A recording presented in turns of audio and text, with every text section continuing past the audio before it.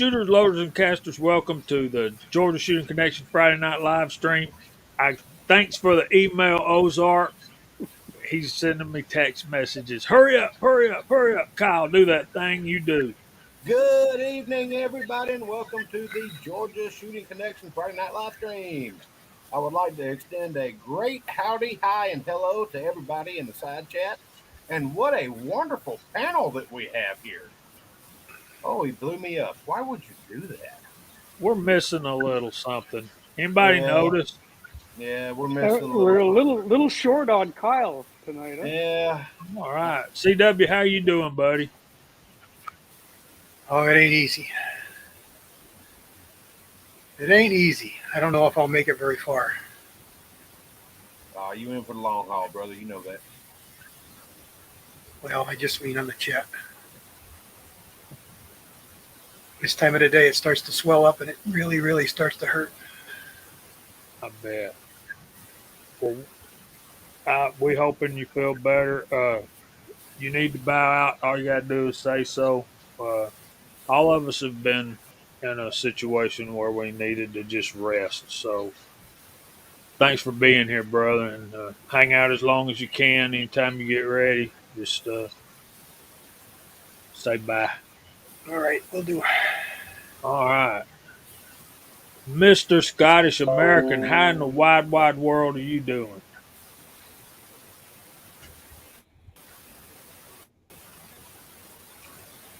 Apparently away Still from having issues, maybe?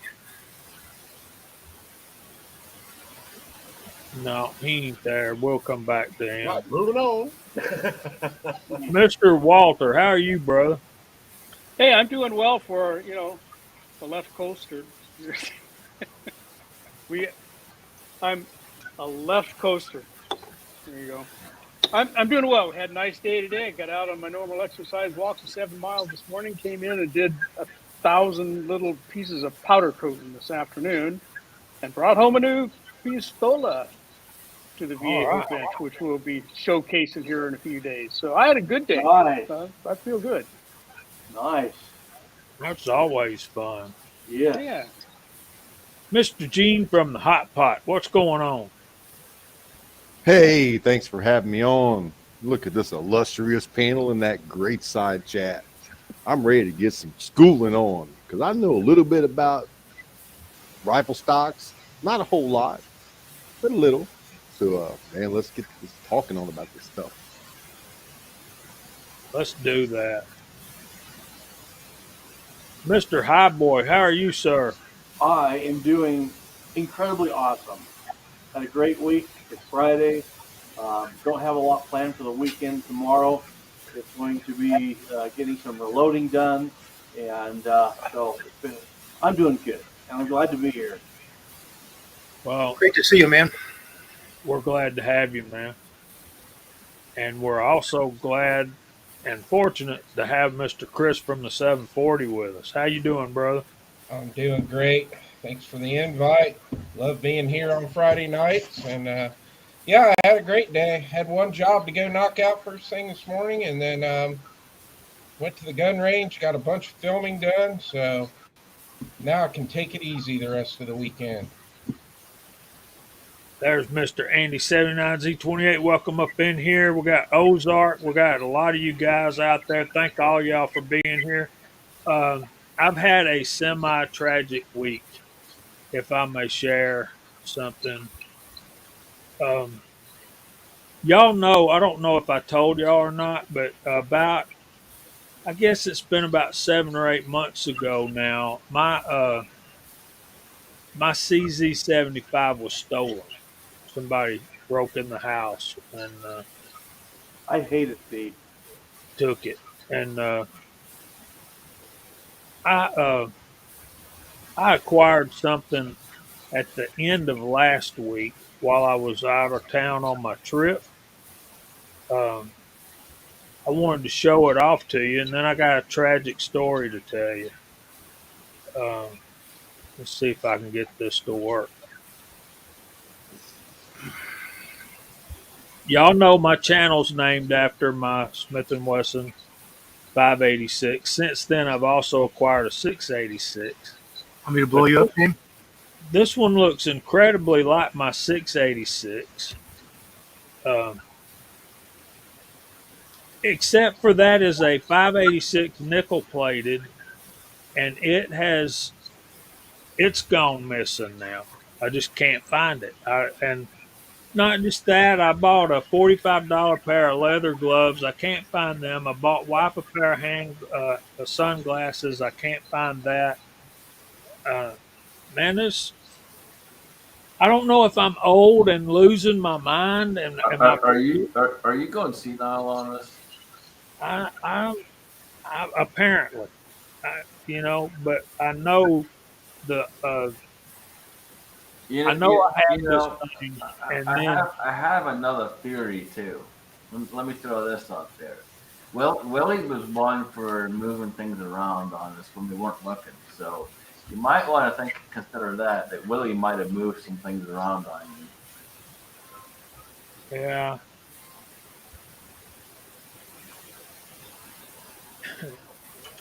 but what's going on, Rebel? Anyway, so if you see a nickel plated 586 running around on the interwebs, let me know, and I would like to recoup it.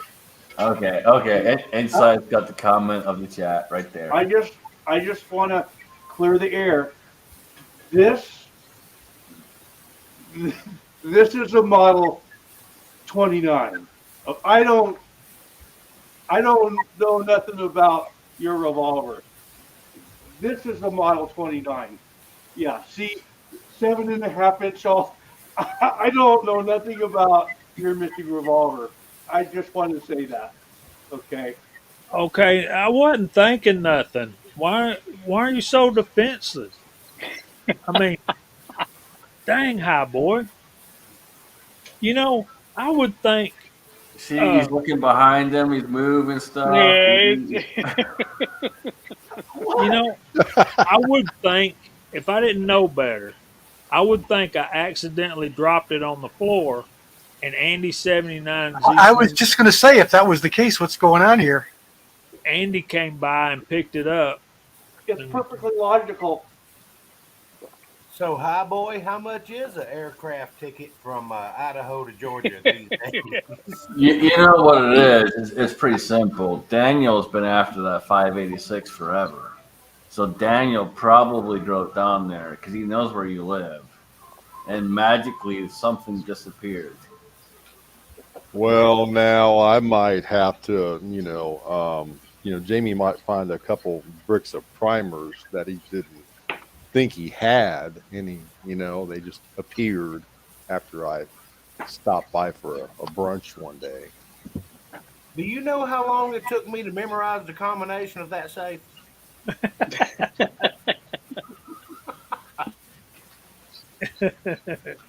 Big So Al.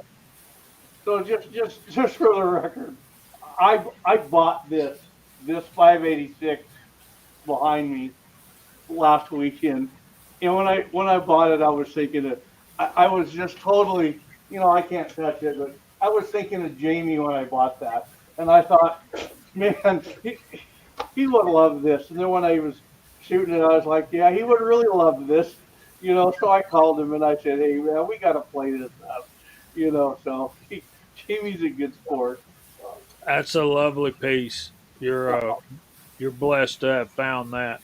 Let me show you the other side, if I might. Uh, and when you showed me that, I immediately thought of Scotsman because he owns a Model 29 that's, he'll have to tell you about it. Uh, Obviously, it's his. He knows more about it. It's a super rare piece. It is stainless steel. And yes, it is actually stainless steel. It is extremely rare. I've had it verified by Roy Jinks, so it is verified. 100% Smith and Wesson, and yeah, it's a magical piece, and I'm blessed to have it. Wow. Well, You know, if I wasn't on a group chat with Andy 79Z28, I would have thought he'd been to Georgia. I mean, I know he's got a what they call it, a private jet or whatever that carries him back and forth to uh, Boise, Idaho all the time to get anything high boy drops on the floor, um, including Ruger Blackhawk 3 screws. And Yeah. so, I mean, a 586 would be nothing for No, you'll be him. right over here to get it. But the thing, I just wanted to show that off a little bit and have a little fun with you guys. But that is a beautiful piece and very rare to have a nickel plated. And Well, y'all saw it; it was absolutely gorgeous. for the record, um, that revolver was made in the early '80s. Um, when I bought it, it had 6 rounds ran through it. So I shot it, and the double action on the 586 is superior compared to the 686 that I bought that was manufactured 2 years ago. So the revolver 40 years ago has a much nicer double action than the newer one, which, no one's going to be surprised. But when I got to compare them side by side, it was a huge difference. I bet. I bet. And our man Chris down here still needs to. You shot some of Jason's Smiths though, didn't you, Chris? Yeah, his Smiths and his Colts. You like the Python? I think I like the Smiths better, if I remember right. Does he have a real python? I mean, an older python? You're I don't asking the wrong guy, CW. You know I I don't don't think know. so. I think his are of this No. newer. Yeah, I believe Jason's are newer ones. And it don't count. Just like a new Smith. If it ain't old school, it don't count. That's right. And Gene has acquired a couple of single action armies and clones, and he's really liking those. So Yep, sure do. I'm a revolver nut, in case y'all hadn't noticed. I And keep. I'm sorry. I would say I have a problem, but it's really not a problem. The only problem I have is there's not enough money to buy what I want. that's a problem. I'm bit by the same bug. And there's Mr. Pugh. What's going on, James? Hello, James. I want to say something real quick, and then we'll get to the topic. Scott, Insight Freedom. I was thinking of you today. I got this song in my head, and I'm ashamed to tell this, but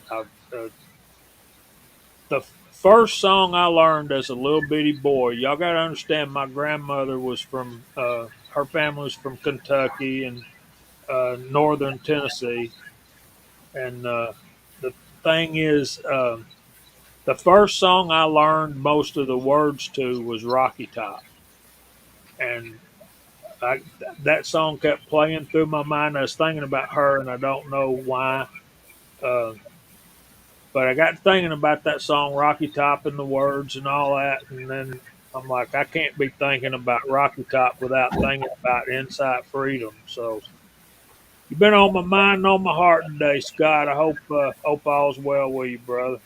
And tonight's topic is we talked about revolver grips or pistol grips last week. We were going to talk about rifle too, but we got so involved with pistol grips we never made it to rifle stocks. So let's talk about rifle stocks tonight. And Ozark, we'll be talking about some 1022 stocks as well tonight. There's so much you can do with a 1022, and there's so many options out there now. Um, I'll go first. since I'm running off at the mouth anyway, this is a stock that came on my Ruger American Predator 6.5 Creedmoor that I have kind of designated as my long range rifle. Uh, y'all can see that I've filled up the webbing with Bondo.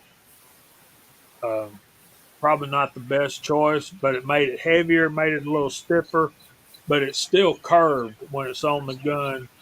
And I sanded this out and all like that, but I couldn't stand it anymore, so I saved up some money and bought this. Let me share this with you.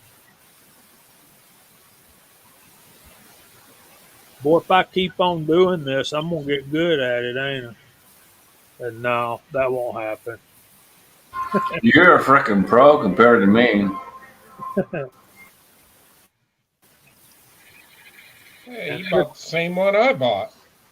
that is the Ruger American Magpul American Hunter stock. But y'all can look at it and see it may be called a Hunter, but man, that's pretty much a chassis. Um, if we let me get back over here and let's do this. And I paid nowhere near that money. But if we scroll down here and look at the specs, um, there's the black one. The thing weighs adjustable comb, uses the PMag 5 7.6 AC magazine. You got standard swivels. There's a little uh, video, 1 minute long. If y'all want to watch it, let me know. But the thing weighs, look here, 3.3 pounds. So you put that on a rifle, then add a good uh, a good optic. Well, for long range shooting, will weigh about 2 pounds. So you got 5 pounds, and you ain't even got the rifle and ammo in there. So you're dressed out. You're looking at 10 to 12 pounds of rifle, and carrying that thing hunting is not what I call a fun day. So, Chris, you got that same stock? Yeah, I've got two of them. I've got my Ruger American in one, my 450 Bushmaster, and then I've also got one of those for my Remington 700 308. They are heavy, I will say that, but boy, they're nice stocks. They are nice. I really like them, and they do aid accuracy because of they're extremely uh, free floating. I mean, you can throw a dog between that stock and that barrel. Mm-hmm. I'm telling you. Look at all these big names Mike's throwing out there. Macmillans are really expensive, aren't they? Yep, they are. And I keep on the budget mind of things. I generally go with there is really no budget if you intend to do competition or if you intend to do something that is going to take you long range or whatever it may be. If you intend on doing something with a purpose, there is no essential max cost or anything like that. You have to save up, figure it out, and make it happen. Well, we'll get into that a little bit. Uh, those are nice, Abigail. Those chassis, we're going to take a look at those. That's right, Mike. Got to pay to play. Rollis, are you kidding me? Look at that, y'all. 300 mag, Only, 22 pounds. And now, without further ado, let's welcome in hillbilly. the real American hillbilly. Thank you, Jamie. Man, I Hey, appreciate Hillbilly. this. Sorry I'm late. So, like an hour or so ago, I found this really good deal on Craigslist. And so I'm like, man, I just got to do this. I knew you guys' show is coming on, but, sometimes it's just you got to put things aside and, you got like a really great deal. So it was one of these bundle things. Like this guy's wanting to sell some stuff and it's all a bundle. So you had to buy the whole thing, to get what you wanted. So I bought it. I went down there and got it. And so it was really weird. It was like a pair of handcuffs, some glasses, some leather gloves. But what I was really wanting was a Smith and Wesson 586. So it was What? well worth it. Yeah, it's on Craigslist. I don't know what the handcuffs are doing in there, but it's kind of odd.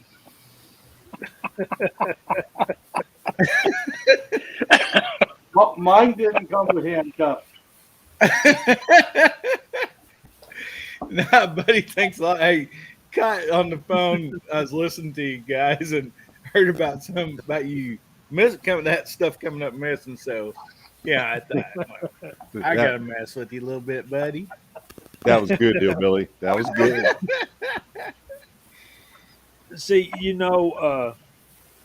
sometimes when you meet somebody, you can tell they're going to fit right in the crowd.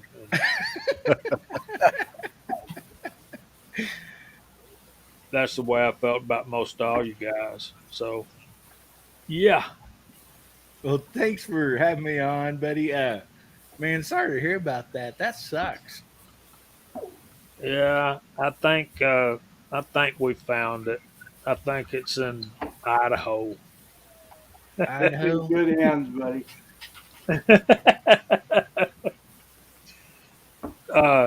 Hillbilly, you know much about rifle stocks? Yeah, talking about like the stock market or like the owning them. Yeah, we'll get back to you. You mean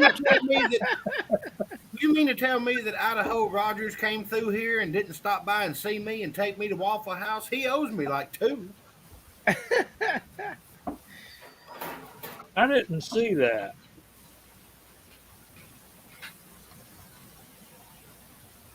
I'm sorry, guys. I'm cooking salmon patties and squash casserole and biscuits, and actually Angel's cooking the biscuits, but we trying to get ready. We all got a late start on dinner, so I'm listening. I'm just busy. Man, I can't keep up with you guys on the side chat. We got 54 out there. I know I'm way behind. I want to apologize to all y'all. We've been cutting up too much, and I'm trying. When I do screen share stuff, I lose track of everything else because I have to focus.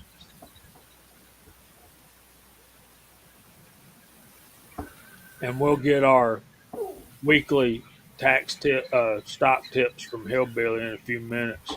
CW, what about you, man? Factory stocks,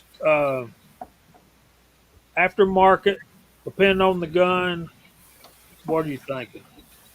Well, years ago, talking 20, 30 years ago, there was really not a lot of need to change it. You got good wood. It was part of the deal. You got a good looking rifle. You just didn't have any synthetic, real cheap stuff. And then we started seeing all that synthetic cheap stuff on halfway decent rifles.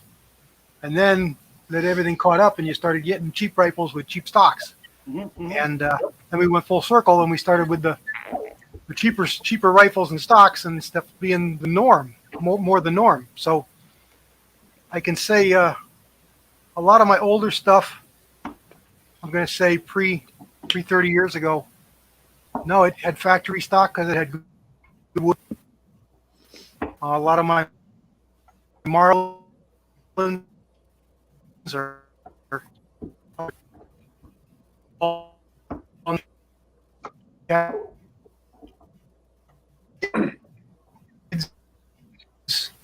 or stockies or aftermarket stock, and I like the stocks. They really improve things a lot. A couple of the Boyds are really nice. A couple of the Boyds I don't really care for at all. the really blocky ones I don't care for, but they're more traditional cut stocks. I like them a lot. I don't have a mag pull for a rifle. I got a bunch on shotguns. I like them a lot with shotguns. I got two of them on 1022s, and I like them a lot.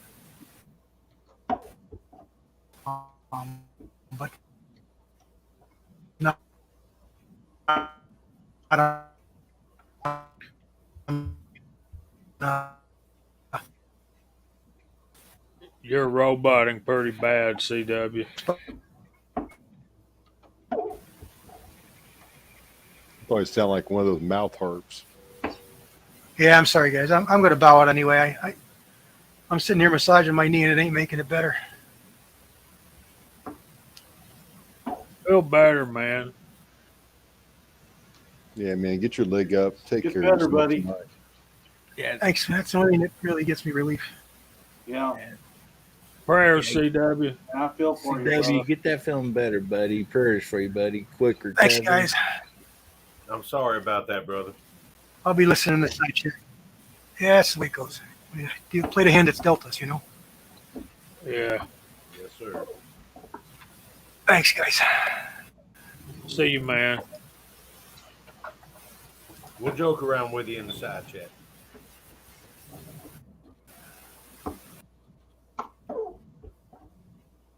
Yeah, I feel for CW. That's Man. And not just CW. Our buddy Thorzak's is going through the ringer right now, too. And I'm sure that Tim S. just had surgery. Praise God, his came out. His was. He said he texted me the other day, and he said it went really well.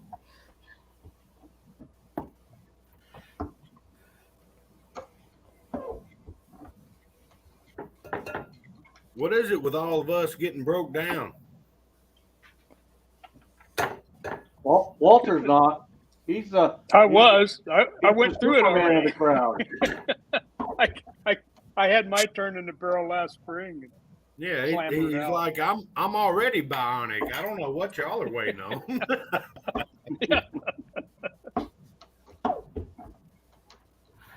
Yeah, something in the water or in the air, or I don't know, it's Chinese balloons, or I don't know what it is, man. But it just seems like a lot going around.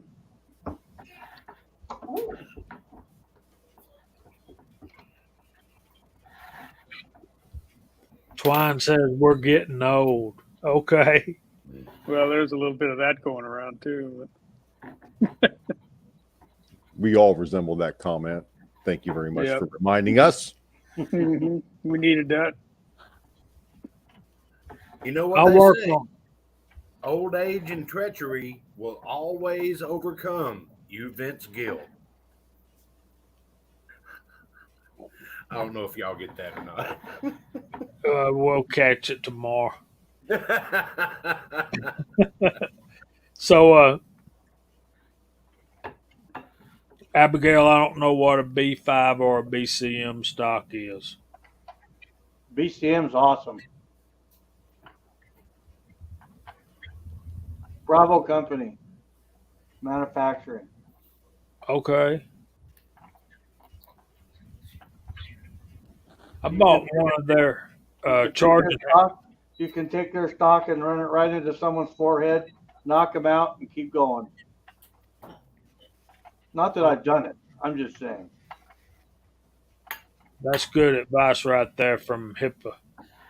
Save up and buy what you actually want. Don't just settle or you'll pay me to swap it out later. Amen. There you go.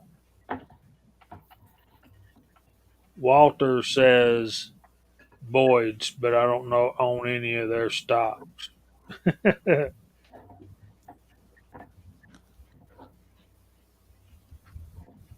far as like on my AR platforms, I really dig like the Fab Defense stuff. It's comfortable, it holds up. I like the grips. I like their stocks.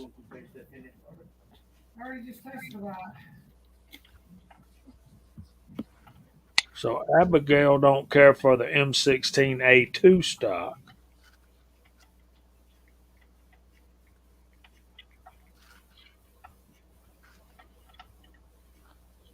That's right, garage guy. You know what it's going to cost you, so just bite the bullet. Good advice. And every petty, I like to. If a stock needs work, I like to fix it. I'm not afraid to uh, refinish a stock, and y'all have seen some of my videos out there doing that. Um, so we, I think, I think everybody's aware of Boyd's.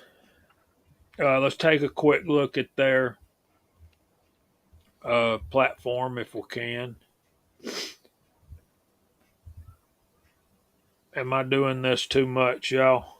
No, No, good. not at all. Yep.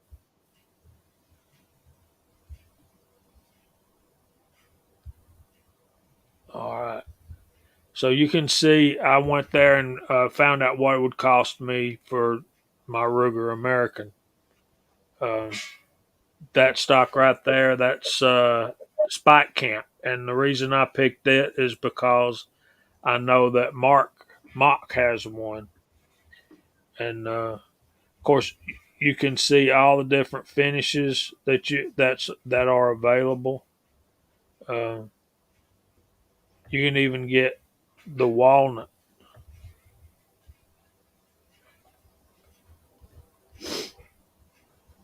So that's pretty cool to be able to. And you go up here, you can find any rifle, any make and model.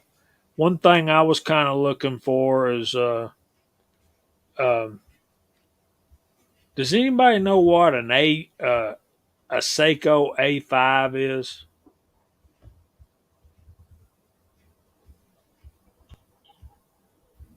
That's a big nope. Okay, Milsurp Duo. What's up, buddy? I can't find a stock for it anywhere, and I'm kind of like CW there. You know, we used to buy guns that had really good wood stocks on them, and we didn't have to do anything, just take care of them. You know, unless you had a accident and something got broken.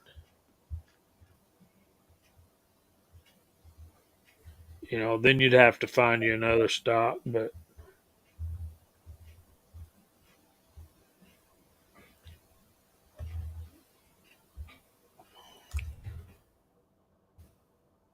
there's that. All right, I'm trying to do too many things here at once.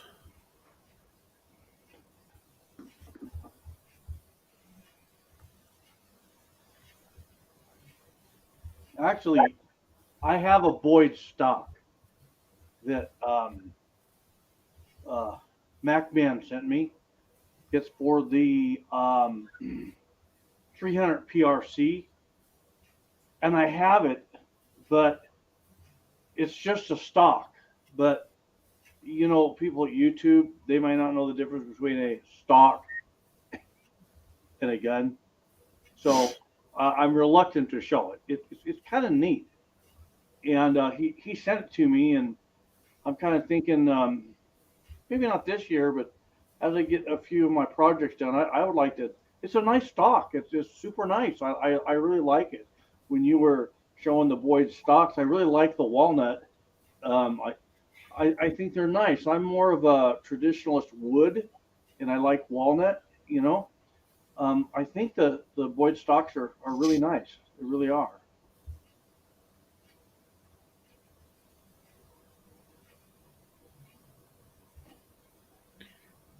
Yeah, custom barrels will set you back too. And Tommy Boyd, I did not know that Boyd supplies all the gun makers' factory laminate stocks.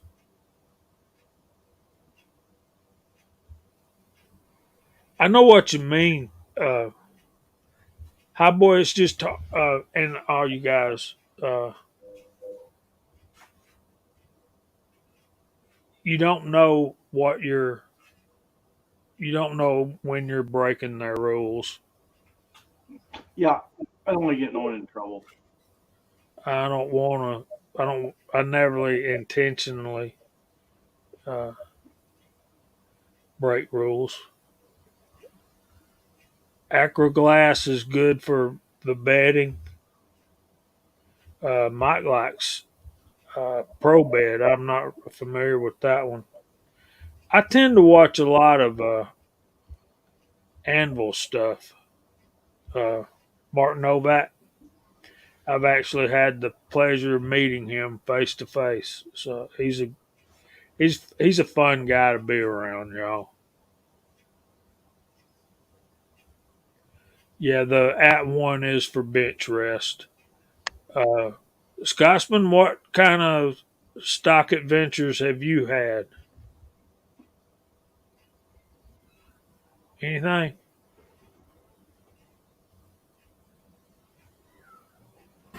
Sorry, moving my mic around, trying to get it to work. I've been all over, man.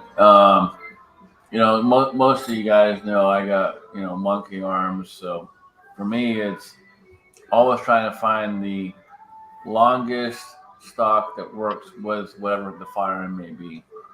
I've put together many AR-15s, and that's always a challenge trying to find something that's just long enough, just right enough. Um, I have an AK-47, and I was talking with Midas before Midas passed away, and he was helping me figure out some things. So we got a couple things on the way for that particular project, and I'll be switching stock out on it here soon.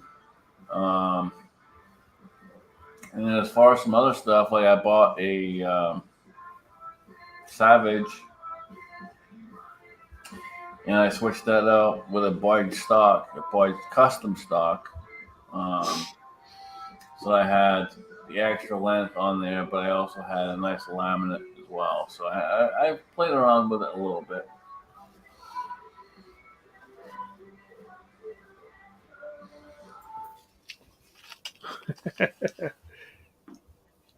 Rambo, you supposed to use release compound, buddy.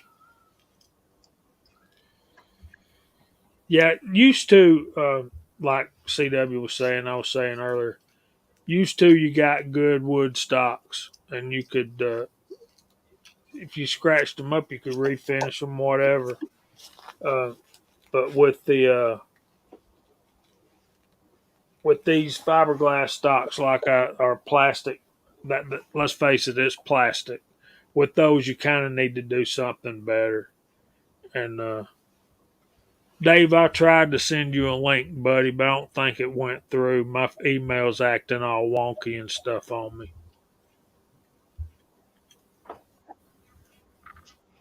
So, for me, I'm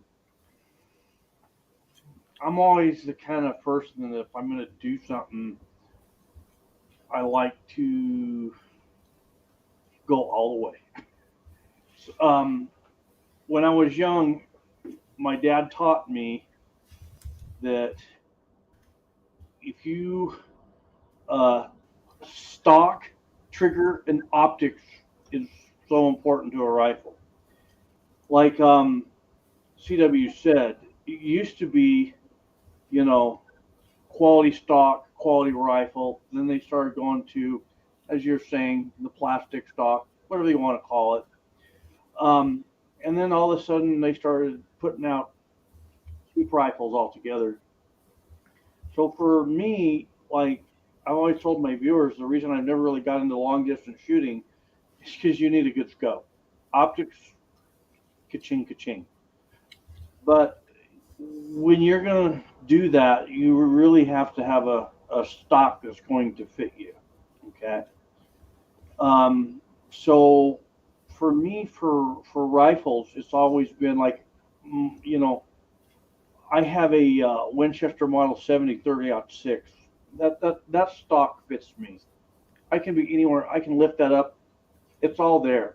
The crosshairs are right there every time. That's as good as it gets. But that's a 30-year-old, 30, 40-year-old rifle in excellent condition. But so now I am getting into the long range where I put a little bit of money into it, my scope, my rifle, and I'm running my Bergera. I really like the stock on my Bergera. I can't remember who makes it. And I'm getting ready to go out here in the next couple of weeks and pull a trigger on it for the first time. I got my loads all developed. I really like the stock. I understand the engineering behind being able to form a stock the way they do.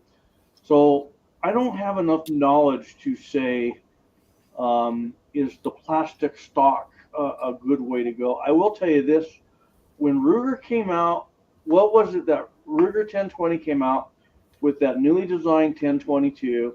I went and I bought two of them, one for my wife and one for me. And we were out, we were going out, we were doing a lot of shooting.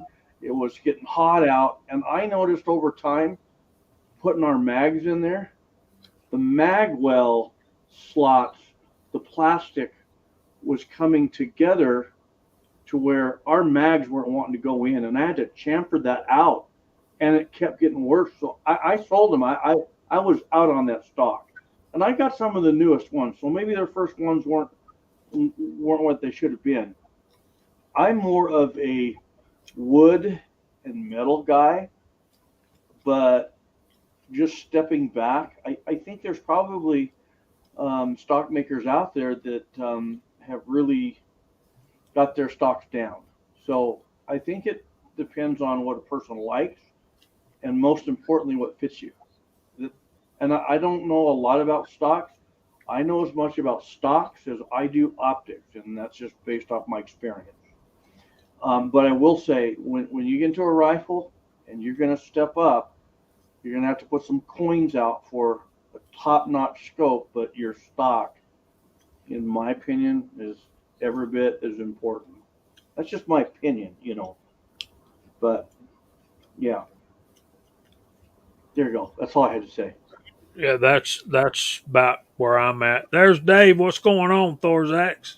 Things are going good, dude. Can you guys hear me okay? Wall to wall.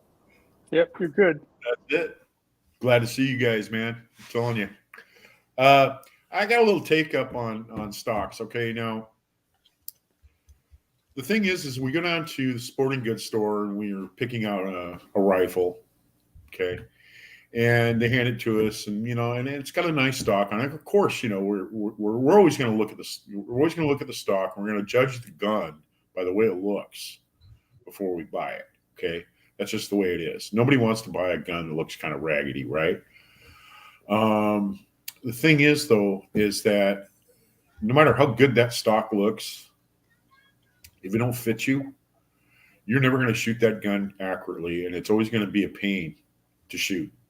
It's got to fit you. The drop and the comb and the length of pull and all that stuff, that's very important, for accurate shooting. And I would say probably for 80% of the people out there that go deer hunting or just recreational shooting, it really doesn't make that big of a difference. But once you start getting into competitive shooting or precision shooting or, that sort of thing, you start challenging yourself. Things like stocks, they make a difference. They do make a difference. A small one, but, I don't know. That's in my opinion, it helps you learn more about what you haven't learned about shooting when you start discovering these small little things. You become a better marksman in the end because you know where the smaller things that added up overall that make you a better marksman.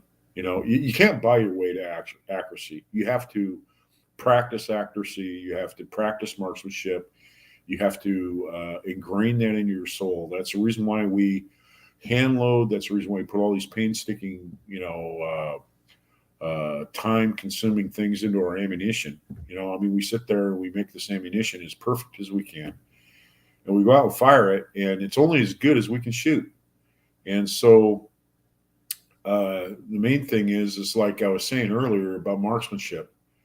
Is anything that can aid your marksmanship and you can become a better shot and understand more about your marksmanship and about shooting is always going to be a plus, you know. So yeah, I would say a stock is a very important thing. It's just as important as good sights or a good optic, you know. I don't think so much of a trigger because, you know, I can pull through 9 miles of, you know, like Burma Road. And as long as I'm focused on crosshair or I'm focused on my front sight and keeping that sight alignment while I'm doing it, that's going to break as a surprise shot, and that's what you want anyway. You know what I'm saying? Does it make any sense? I mean, if you get predictable and you got a 2 pound trigger where you already know it's going to go off every single time, you're going to get sloppy. You will get sloppy with that trigger because that trigger will become so predictable to you that you will think that you got your sight alignment. You'll think that you got things in your sights.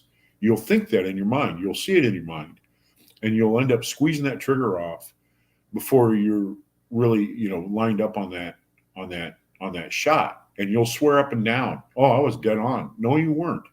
You were thinking you were. And a trigger like that can add to a lot of bad habits. Yeah. So having a little heavier trigger is actually kind of a blessing than it is a hindrance. You know, at first people will take a 2 pound trigger and they'll just pick them off, boom, boom, boom. You know, and they're like, "Oh, this is the way to go, real light trigger." Well, you come back after about 6 months, they're not shooting all that great, and it's because they got sloppy. Anyway, that's my 2 cents on stocks. Get one that fits you, measure it, get measured. You know, that's all I can say. Fit one that's comfortable.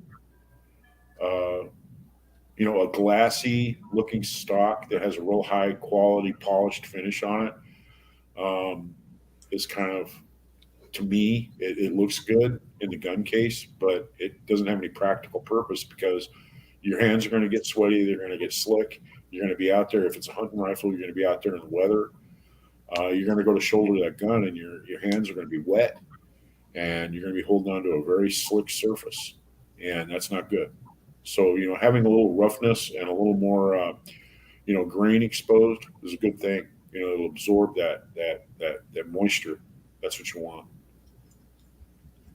I've lived my life thinking that the most accurate shot that you're going to take is with somebody else's firearm that you've never shot before, That's true.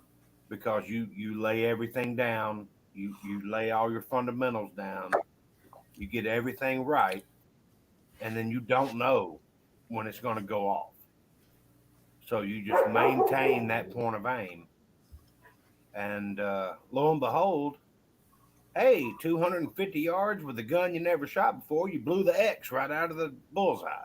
You know, Yeah, that happens more common than you think there, Kyle, because like I said, people get too used to their trigger and their trigger's too light or they just get sloppy after a while. I've told a lot of people that have shot my 308.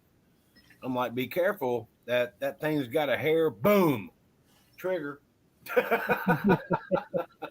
Yeah, that's not for me, man.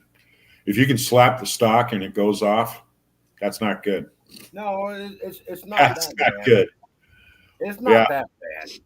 No, on a hunting rifle, you need about at least a 5 pound trigger. You don't yeah, want 4.5 to 5 pounds is about right. Four, to. four to I, five I pounds. think my Weatherby is about 4.5. You But don't to some need people, to drop a some rifle people, out of a tree stand and have it shooting at you. No, definitely not. All right, guys, I look up and it is uh, 8:52, and we have not called out the side chat yet. So flag. I know, right? So Tommy Boy, a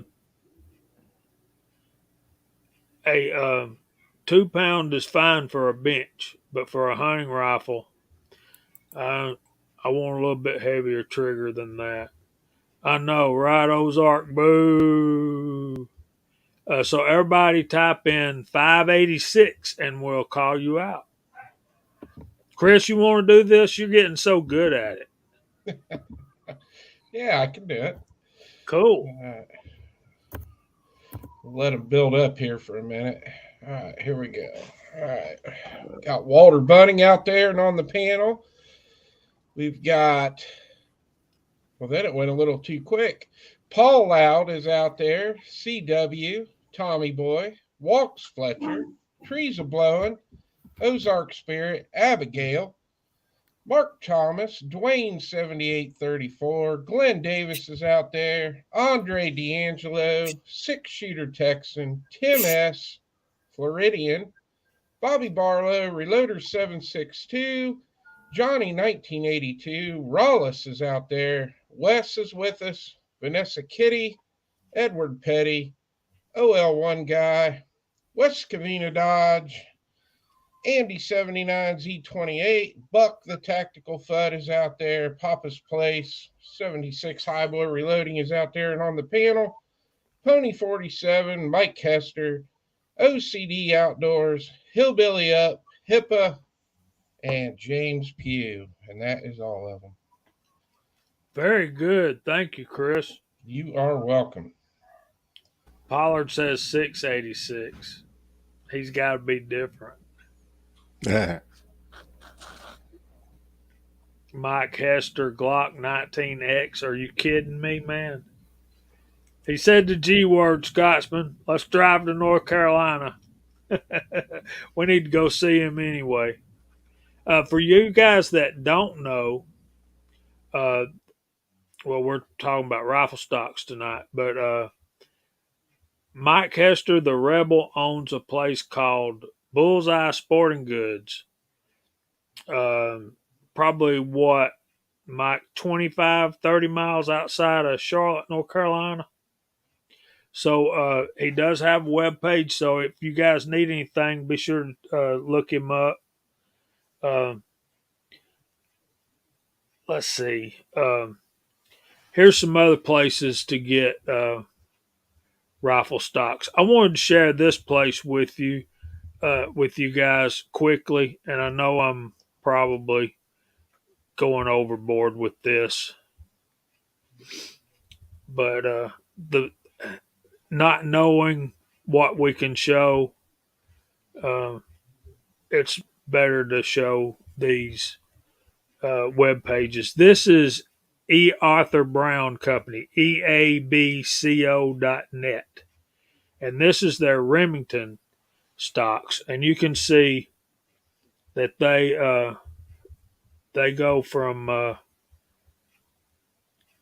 $900 for this one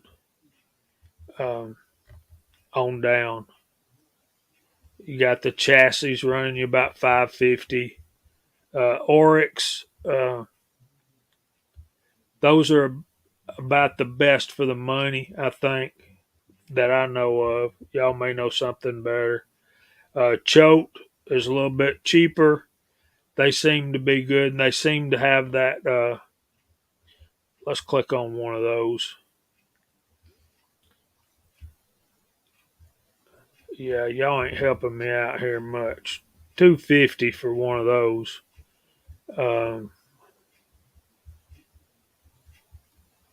Hogue full bedded. So if you're going to a different stock, though, don't you want? I guess you want the best you can get. I mean, I think $900 for this stock is probably out of my price range. But yeah, like you want the rifle to be as good as you can get it to be, and The ones that I really like, I've always been a big fan of the KRG stocks, the Kinetic Research Group, and they're actually making a Bravo chassis now for the Ruger Americans. So if I get another Ruger American, I'm definitely going to get one of the KRG stocks. I've always wanted one of those, but I didn't want to get another Remington 700. I've grown to really like the Ruger Americans. Yeah, I agree, and I think yeah,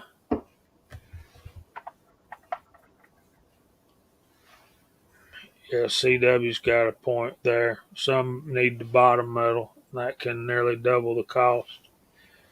I agree with some of the stuff that Thorzak's was saying earlier too about fitting. Uh, One of the things I like about Boyd's is being able to go in there and pick out what you want. But yeah, you can check out E. Arthur Brown. Um, EA Brown Company really specializes in your Thompson Contender and Encore stuff. You know, if you're into that, the single shot rifles, which are, they can be deadly accurate. I mean, just smoking accurate. And then they also have just about everything you need to doctor up a Ruger 1022 any way you want to do it. And they've got so many stocks, barrels, triggers, all that kind of stuff. I don't know if read it in the side chat or if I mentioned it earlier, but um, I I bought a Remington 700, and I didn't care for the stock that came with it, so I took the stock off. I still have stock, but I bought a Bell and Carlson uh, stock, fiberglass stock, and that was a really good stock. I mean, I think it was like $300 and some change, but it was all ready for everything that I wanted.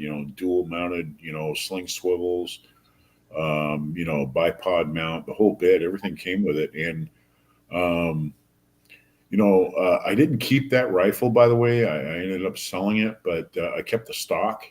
And then later on, a friend of mine, he had a Remington 700 Police and wanted to replace his stock. So we put it in my stock just to see if he liked that stock. And he ended up, yeah, he really liked it. He ended up buying one for his rifle. And then I took my stock back. But Bill Carlson's really good stock for money. I will eventually get another Remington 700 build barrel police and build that rifle, but that's later on. Yeah, I had no idea that rifle stocks were uh, some of the things that we've uncovered tonight's just been awesome and informing to me. What about you, Hot Pot? You ain't said a whole lot this evening. Well, mostly every rifle I've had has been wooden stock, so I've just left it alone. The only thing I do change is on any type of AR platform. I look around for different stocks to fit me that are comfortable to shoot and durable. And I've got a couple I really like. Do tell. I like the Fab Defense stuff. Okay. I've got the same ones on my shotgun and three different AR style pistols and rifles. So I'm really hooked on the Fab Defense stuff. I like the way they look. They've been durable. They're comfortable, um, and also the pistol grips. I really like them. I think they're more of an economical brand, but I found what I like. But as far as rifles go, um, if I do end up getting a long range rifle, I'm probably going to try to go with something that's already got a stock on it that I can start off with, like a Bagara or something of that nature. I was looking at a Bagara at the gun store the other day, and I held it. It feels good. It looks good. It comes, it's already, the factory's already set it in. So I think that would be a good starting point for someone like me, with just to go ahead and buy one already tacked up.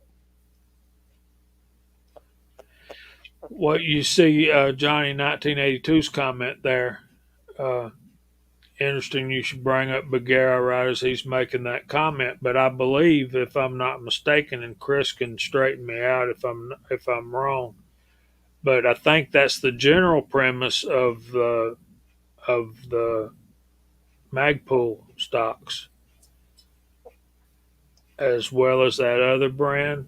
The what'd you say? K? The KRG stocks. Yeah. Yeah. I've done a lot of homework on the Bagara stocks, and they seem like they got their act together, where you wouldn't have to replace it, and it is comfortable. It's very ergonomic. I like mine. It's just top quality. I haven't fired any shots through it yet, but it's a super nice stock. I don't have anything bad to say about it. I think I think when you and that's one of the things I was thinking about earlier today, and we'll probably go around the panel.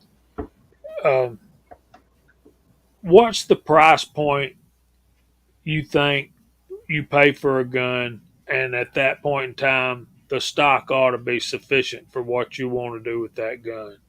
To me, it's about the $500 or $600 range. You paying that much for a gun, and I know the Bagaras are about double that, and on some models, most models. I mean, you can get the cheaper ones, less expensive ones. None of that stuff's cheap. Bagara Spanish made, isn't it? But what price do you think you when you pay for a rifle? Uh, it it ought to be good. Johnny says he'll pay 1,000, and we want to get to his topic. He mentioned earlier here in a few minutes. I would agree with him. I'd pay a 1,000 plus or minus and expect it to be set up and good to go. All right, I'm thinking about 600. $600. You ought not have to spend more money on a stock. I kind of agree with you, Jamie. Yeah, I'm with you, Jamie, on I mean, that.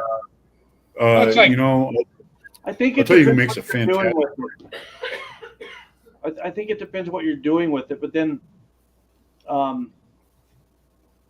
say $1,000, $1,200, right in there. But I'm thinking something with wood, you know. You're right.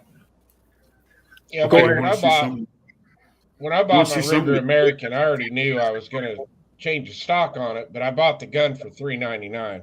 So it was when I bought my 450 Bushmaster. So for I'll me, tell I you what didn't is a care fan- because if I was getting it for $400. So the money was there to buy another stock. But And that was my thing with the American too. Go ahead, Thorzax. We're sorry, man. No. I was the one butting in. Who makes a fantastic rifle for the money with a wood stock is CZ. I'm sorry. CZ makes an awesome rifle. They are awesome rifles. Their centerfire rifles are awesome. They have a varminter that's in 308. Comes with a varminter stock. It's all wood, ready to mount optics on, and it's a great rifle for the money. And it would fit the bill for anybody here. It would be more. It would be more than most people would be able to take advantage of. It's a great rifle. I've seen that reviewed over and over again, and I've seen nothing but great reviews on that gun. And the barrel's free floated. It's got a pistol grip stock. It's all ready to go. All you got to do is mount a scope on it, and you're ready to go, man. CZ is an awesome, awesome rifle. And we're talking seven. At least when I looked at them, they were like $750. I mean, that was cheap. I mean, that's ready to go right out of the box. Yeah, that's. I've seen some. You ain't wrong, brother. From what I've seen of them, I can't wait to be able to get one. I gotta Yeah, save up a little. you ever seen any of their 550 Safari rifles? Those are beautiful. Now you're going to pay $8,000-$9,000 for a CZ gun, but they put a little extra, spit and polish on them. And man, I'll tell you what, they are very nice. They've got the sling, swivel mounted on the barrel and all that, just all classic stuff that you used to see in a lot of British guns, all the time. But CZ makes some pretty fantastic rifles. I'll tell you that right. To me, I think they're the best money spent on a rifle now, in my opinion. not just rifles, Dave, but their pistols and their shotguns as well. They're just a good company. Absolutely. So, what's that price point for you, Gene? Where you at with if I spend X amount of dollars, I expect not to have to buy a stock for it. Right around the 800, between 800 and 1200. So we'll say that $1,000 range. From everything I've looked at with my homework, looking at a 6.5 Creedmoor, all the ones I'm looking at are running about that to come complete setup that you should not have to purchase another stock for. And I'm looking at those CZs right now, and they've got some good prices and some really nice looking rifles. Chris, they've got a left-handed.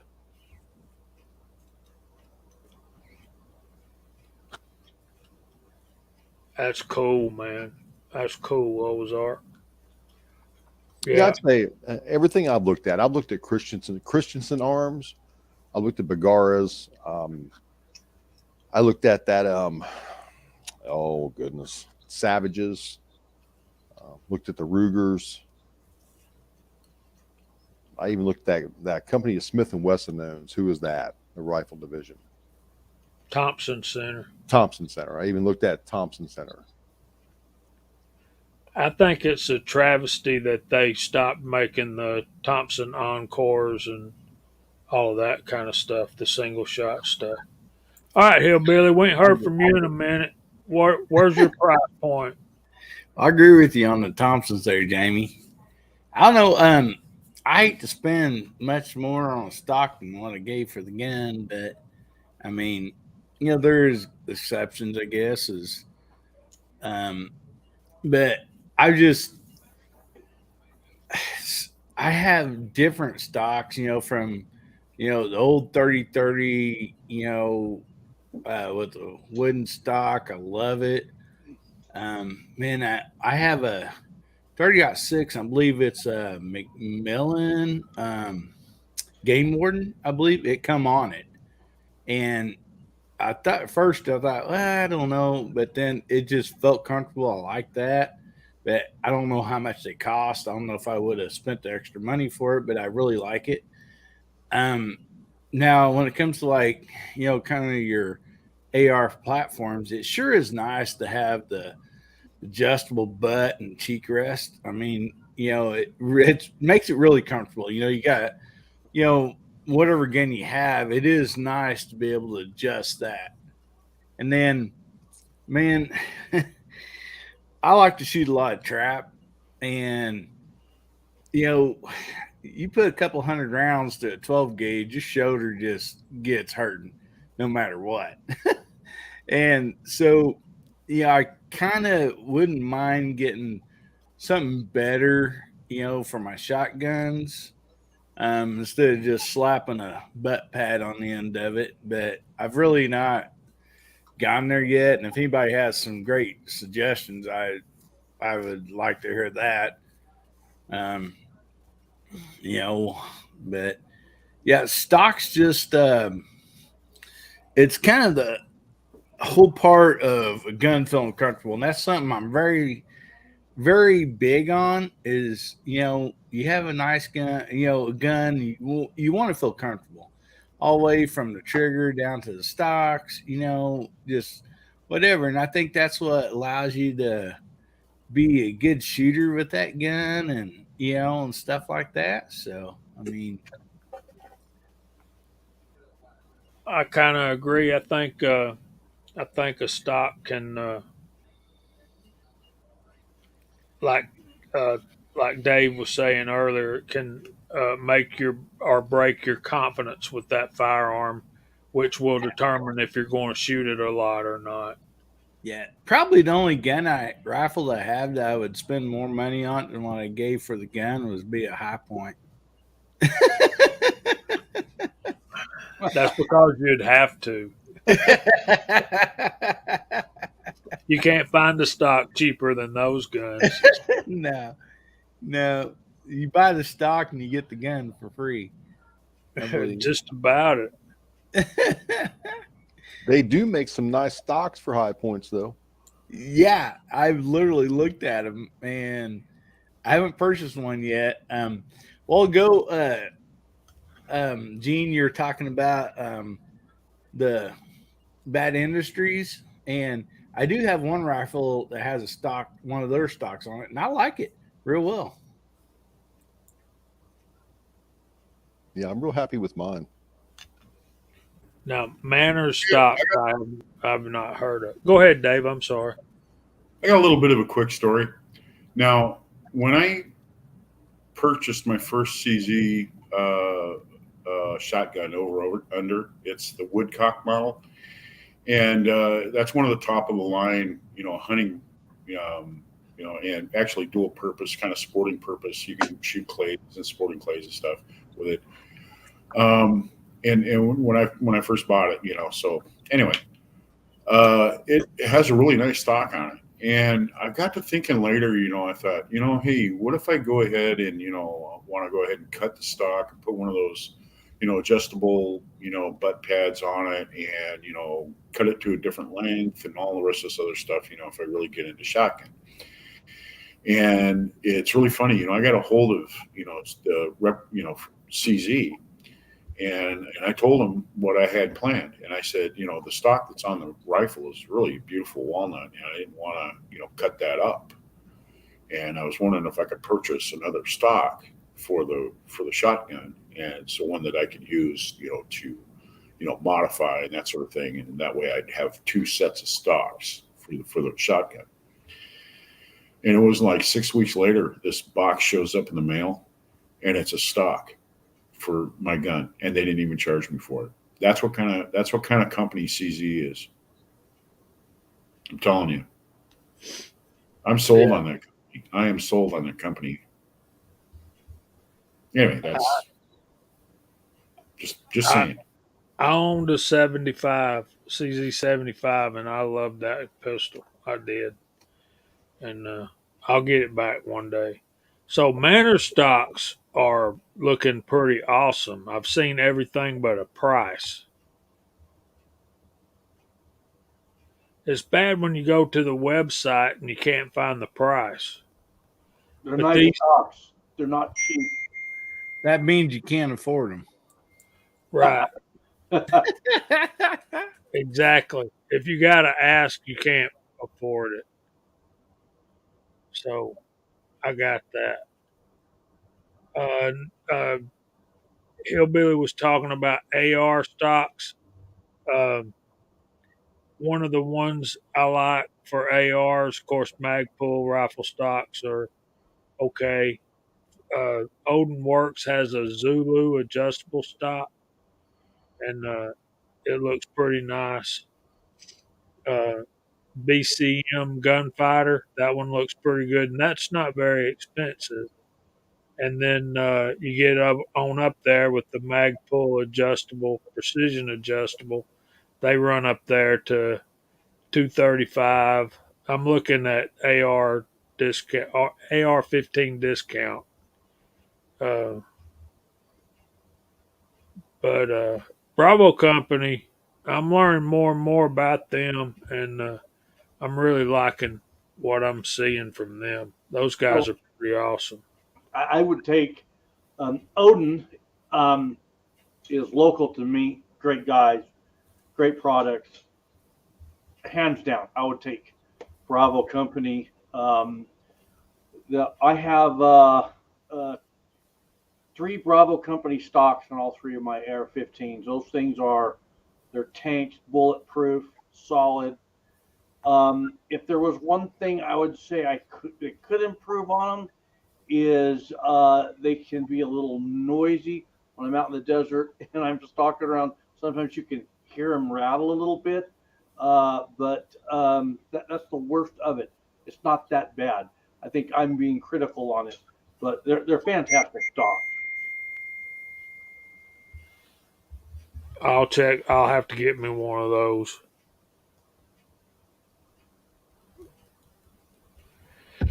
Oh me, I forgot to do what CW always tells us to, and cut our phone on silence.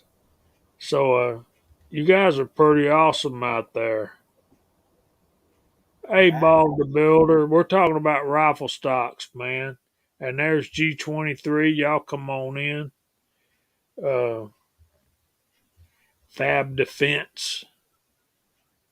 When it comes to AR style, um, I've gotten very good success out of the Daniel Defense lineup, and you can find them on clearance at like Midway or something like that.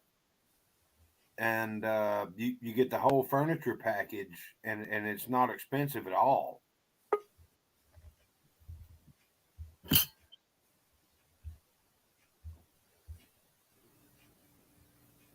Dave, you're freaking me out, man. You're already in the panel. Somehow or another, I ended up getting out of the studio. Hey, have you guys heard of this?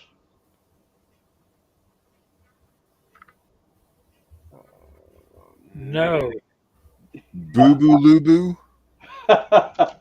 It's not a gun lube, okay? Is that for your boo boos? Yeah.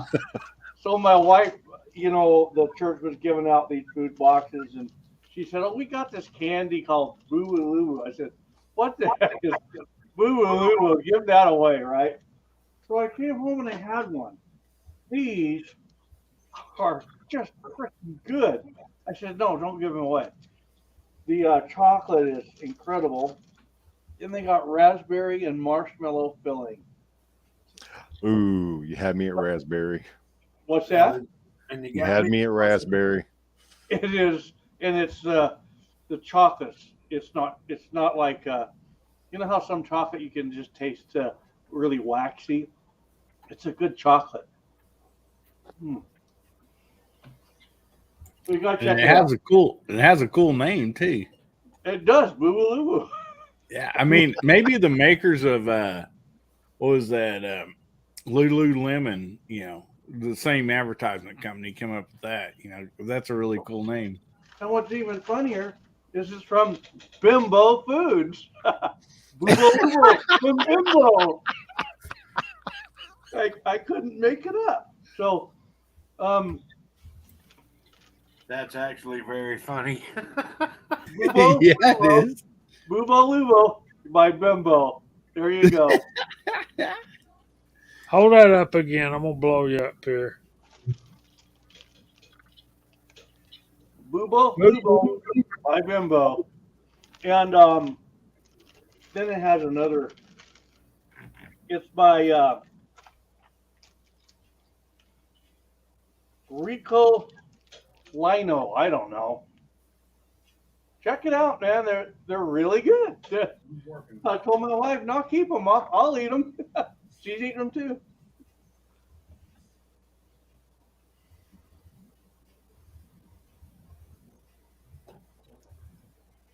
And those look good though. It's I had good. to check them out. Do they're What are really they? rich. They're really rich. What are they? It's got raspberry filling.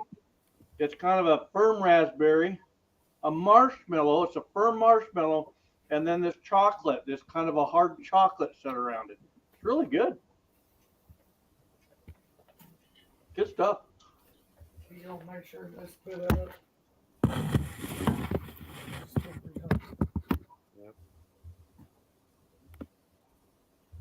Everyone's looking it up now. Breck, if that's kind of what we were talking about earlier. If I paid $1,500 for a rifle, I expect it to be near perfect. Don't you guys? Hmm. Yeah. Yes. But it depends what you're doing. If you're going bench rest shooting, now you're talking a custom rifle, right? You know, that's just my opinion. More or less. Yeah.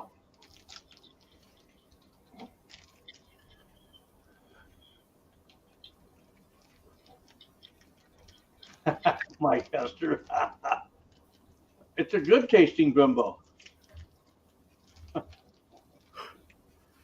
Yeah, yeah, $1,500.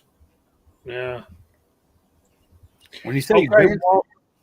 I'm sorry. Go ahead. I was gonna say when you say bench shooting, we don't hunt very many benches down here, but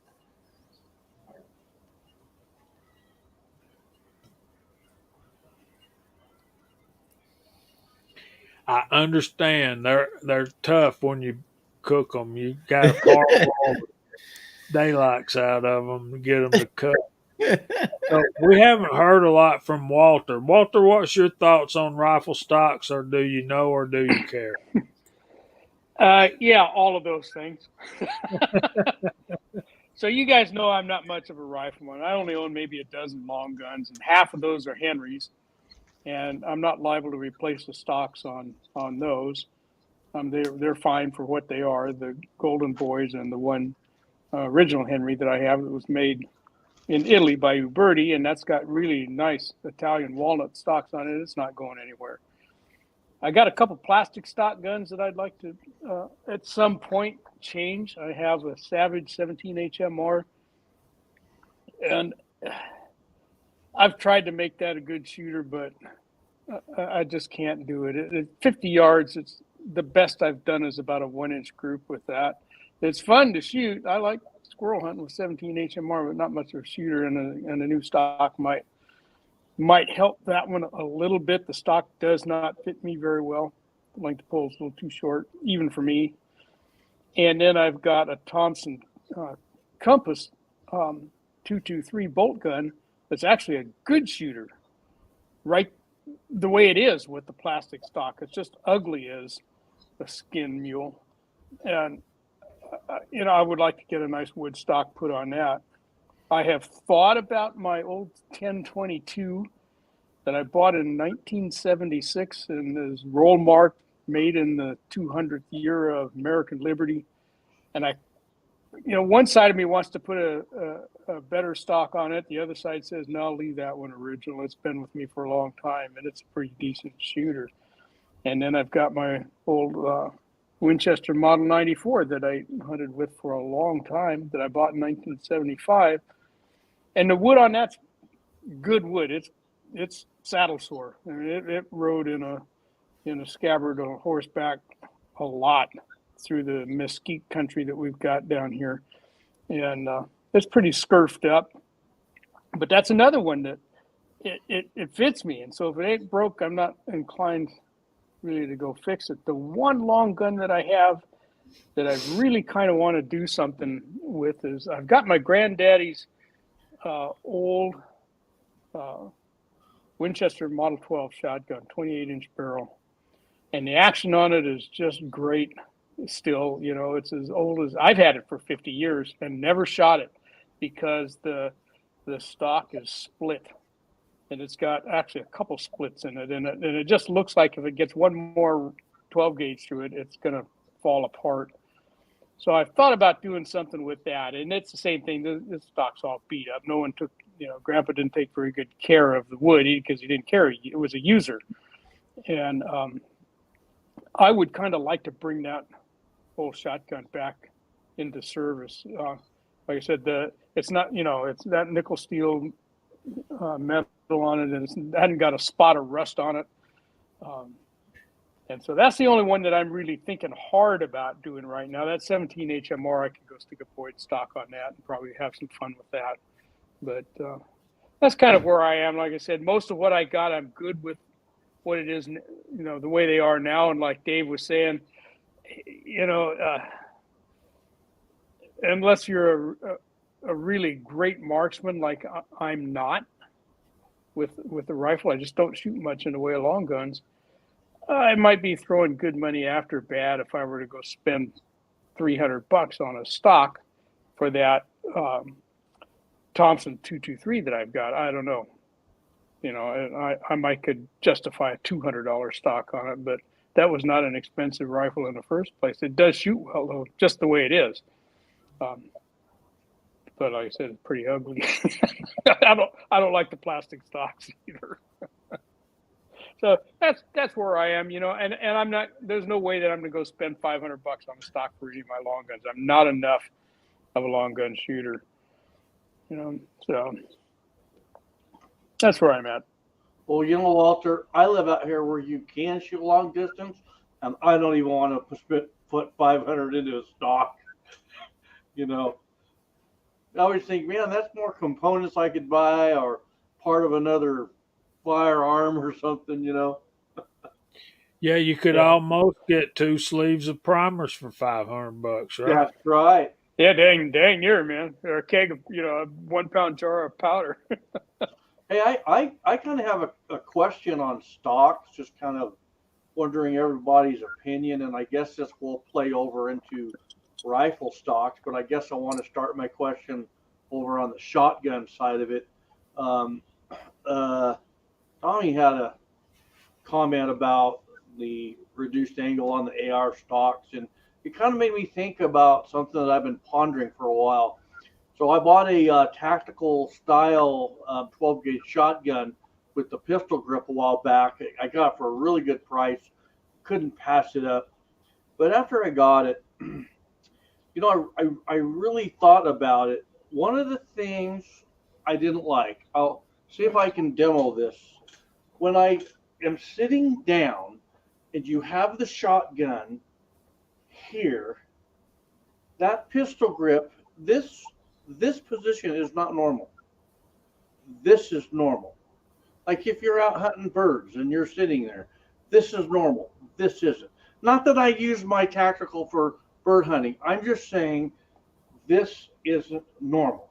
So after I bought the tactical shotgun, I was shooting it. I was sitting in different positions, and that's how I came up with that. The pistol grip shotgun doesn't feel as good as a traditional stock type shotgun, which brings me to this now. For a rifle, like a bench rest setup, I'm pondering what would be more practical or comfortable for me, a pistol grip rifle or a conventional. You guys ever ponder that? With this, I'm just curious. I'm throwing that out there. In my opinion, I think like bench or precise shooting, the grip, even though it's more like this, where you have the hole, the thumb hole. Yeah. That's more comfortable to me. But I agree with you totally on the other style, on the shotguns and stuff. It feels awkward to me. See, you nailed it, because like pistol grip on a bench rest, you're only in one position. But like, you guys probably think this is funny, but I practice in my house with my guns empty. And so I get this tactical shotgun, and when I come up like this to come up on a corner, that is an odd position. And also, when you kneel way down on a doorway with the pistol grip shotgun, that's not easy on your wrist. I'm thinking if I had 10 more years on me with arthritis, that would be hard. Whereas a conventional shotgun, it's all feels natural, So I would like to hear Dean and Chris's opinion on that, since they do shoot competition, up and down with the gun. I think that'd be interesting. Mm-hmm. Well, it's funny that you bring that up, because when Ty Boy was talking about that, I'm like, I agree with everything he's saying, because back when I was still shooting 3-gun, I bought a Rock Island VR80, and my original intention with that gun was I was going to use it in 3-gun. It was an AR style shotgun, and as much as I love taking that gun to the range and just plinking around with it and having fun with it, I never stopped. I never used it once in 3-gun. I always went back to my 1187. I had the extended magazine tube on it. I don't know what it is about a shotgun, but I just prefer a traditional stock, whether I'm hunting or I'm shooting a 3-gun match. That's where I'm at with it. If you logically think about it, If you have a pistol grip and someone grabs it and goes to pull it, they are not going to get that out of your hand if you're of adequate strength. But if you had that shotgun up like this and they came up and grabbed your shotgun, they could twist it right out of your hand because your hand couldn't come all the way back. They could also likewise do it that way. Whereas on a conventional, if they twisted it back, you can continue to roll back to where they're on the discomfort side. So in other words, a conventional, you've got the mobility all the way around. A pistol grip, they're going to have the leverage over you. So based on that, I would never buy another pistol grip shotgun because of that. I'm going to I have hate to to go say with it, but I bought a pistol grip for one of my shotguns, and Me too. I'm not going to be shooting it one-handed, so I really don't care Yeah. for it. Well, I will never get rid of mine, but I would never buy it again, you know. Yeah. Let's talk for just a minute about this comment Glenn Davis made. Um, how much for a Ruger American right now? Uh, I looked them up on Bud's Gun Shop while y'all were talking about the shotgun thing, and I'll get to my opinion on that in a minute. But they're running from about $379 for the 17 HMR with the synthetic stock, all the way up to about $789 for one outfitted with the Magpul Hunter stock already on it. So depending on what you get, you can get combos that already have like a Vortex Crossfire scope on them.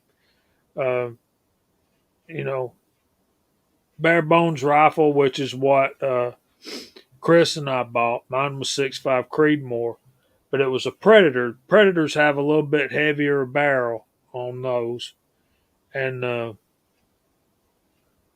paid $399 for mine when I bought it, but that's been a couple of 3 years ago. But my intent was to buy that stock before I bought the rifle, and that's what we were talking about earlier about what's the price point where you expect to be able to use the stock that comes on the gun. Plus tax and transfer, Rebel. So probably $450 by the time it got here. I have pretty good FFL. He does my transfers for $5, so that's pretty cool. That's a lot cheaper than what I'm looking at. My local outfit, and for a Ruger American Rifle Predator 6.5 Creed, $799. So that's a lot of money for that rifle, I think. Yes, I think Ruger Americans are a great deal at between $400 and $550. Uh, you get up to $800 on one of those, you're in M77 territory. Don't you guys agree? I agree. Yep. One thing I was shocked about, I acquired this Ruger number one and 300 Win Mag, and I looked it up on Ruger's website, see what they're selling for now. MSRP right now is $15.99 for a Ruger number one. And you guys that don't know what a Ruger number one is, they're beautiful rifles, but they're single shots, kind of a halfway lever action. It's actually a falling block. Uh, One of the most inherently accurate designs, I think, out there. What do you think, Mike?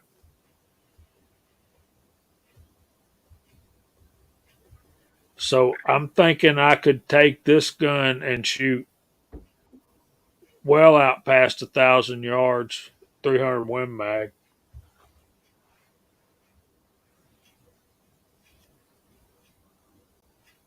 You're welcome, Glenn. That's what we do. Uh, when I was Google searching that, does anybody know about a lawsuit against Bud's Gun Shop? I haven't heard about that. Yeah, that was one of the things that came up on the Google search. I did Yeah, hear something about it, but I, I st- didn't I pursue it. stole I stole your 586, and I'm suing them because they didn't have one to buy to send you back. Oh, if there's something wrong with Buds, then Hickok 45 is in trouble. Yeah. Jamie, I'm just waiting like you for Smith and Wesson to come out with a shotgun revolver rifle. Mike Hepler. Don't believe I've seen your name before. Maybe I'm wrong. Thanks for being here, buddy. How you They doing, are Mike? Good to see you, brother. they are great rifles. They're, The they're Bud's iconic. Gun Shop, They're the so Bud's iconic. Gun Shop thing says that they're involved in the lawsuit in Illinois about the mass shooting because they allegedly sold the shooter the firearm. Really? Yes. Okay, so here's my take on that. So from the hot pod, he shows up on my doorstep for a gun that, well, for a car that I advertised in the paper, and he says, yeah, kicks the tires, gets in it, grabs hold of the steering wheel, all that, starts it up. We go for a little test drive around the neighborhood, He says, hey man, this is great, just what I'm looking for. I said, hey, great man, maybe we got a deal. He says, yeah, sure. I'll pay you full price. Here you go. Here's your money. I said, cool. I signed the title over to him. And not 30 minutes later, he goes down the street and runs over 17 nuns. How's that my fault? You sold me the car. 100%. I Yeah, agree with you. I court to court. Yeah. That's just the Well, climate of the lawsuit. anti-gun community. It's terrible. No, That's just the climate. It's victimizing people that are not at fault, and I believe that, that's the real evil behind our laws is that, you can get involved in things like that are manipulated by this endless, relentless logic that's within our court system. And it's just unbelievable that they are able to extend all this and pursue this sort of stuff. It's ridiculous. Yeah, I mean, it's just they're wanting somebody to blame, and so they're gonna, try to. Can I add something about shotguns now? Yeah, man.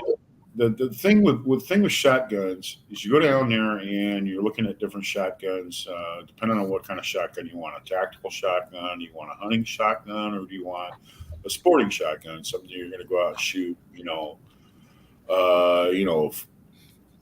5-stand, ski, trap, whatever. The main deal is it goes back to what I was saying earlier. The gun has to fit you. It's just the way it is. The stock has to fit you. When you throw a shotgun up to your shoulder, you don't want to have to move in a particular way. You want to look straight down that barrel at that bead. That's it. As soon as you raise the gun to the to your cheek weld, you're looking straight down the barrel at the bead, and that you didn't have to adjust your head. You didn't have to move your head a certain way, That's right. anything like that. And that's just the right. way it is. In the way of 3-gun. Okay, so I know that a couple of you guys, they shoot 3-gun or action, shooting and that stuff. And one thing I will tell you guys, plain out and simple, the gun has to fit you in those sports. Otherwise, you're going to lose points. If you're having to wrap yourself around that gun every time you go ahead and shoulder it, okay, and you're running to the next target, or you are going to do a reload or something like that, and you have to adjust yourself around the gun, you're losing points, you're losing time. And so you have to have guns that fit you in that sport in order to be good at it. And well, I don't want to say good at it, because you can be very good at tactical shooting, not the fastest at it. But to be the fastest at it, you got to have guns that fit you like a glove. As soon as you throw it up, it's there. you can aim right over the front sight. That's what I do. A lot of these guys, they shoot tactical and they go out there and they have scopes and red dots and missiles and lasers and flashlights and all kinds of stuff on their guns, which is fine. I mean, I'm not finding fault with that. That's great. It's their guns. They choose. But I'll take an old Vietnam era, M16 and go out and shoot a 3-gun with that gun. And I'll just aim right over the front sight. I mean, I don't make it fancy. I don't make it complicated. I don't make anything. There's nothing else to do other than trigger and sight alignment. That's it. And, moving on to my next target and dropping the mag and then dropping the bolt and then, just moving, just keep moving and aim right over the top of the front sight at your target. Yeah. And I totally fits you. Yeah, I totally agree with you. If you shoot like skeet competition, like I do some, when you throw that gun up, because you always start with the gun, down position off your shoulder. Sure. And when you throw that gun up, if it don't fit you like a glove, and you can, come right up to, to where you're aiming, you've already lost half the battle right there. Well, you moved out of your natural point of aim. Yeah. Okay. Now what you're doing is you're working harder at wrapping yourself around the gun, and you're out of your natural point of aim. So what did that make? How does that make sense in the way of marksmanship? It doesn't. But also, I have like that old Winchester that feels good and shoots great, but it's got a metal butt plate on it. And after about 30 rounds, I hate shouldering that damn thing.